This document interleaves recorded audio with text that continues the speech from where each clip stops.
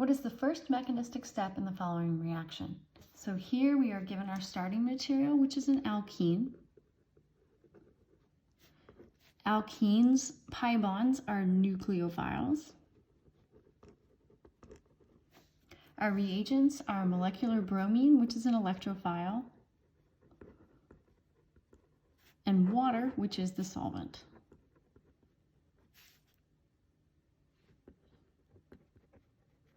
And it is also a competing nucleophile in this reaction.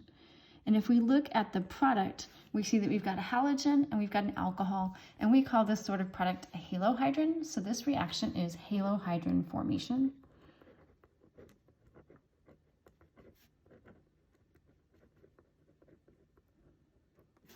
Notice that the alcohol and the bromine are on opposite sides of the molecule. That's because this reaction goes through an anti-addition mechanism.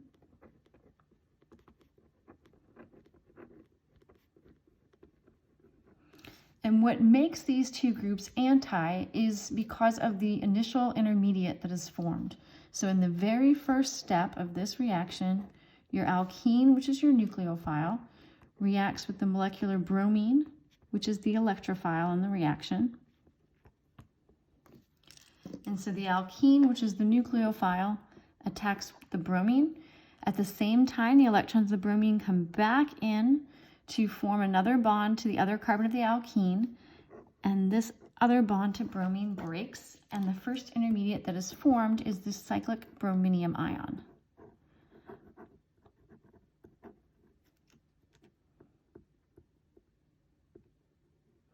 That cyclic brominium ion essentially sits on one side of the alkene, and then the nucleophile that attacks has to approach from the opposite side of the alkene, which leads to that trans regiochemistry that we see in the product.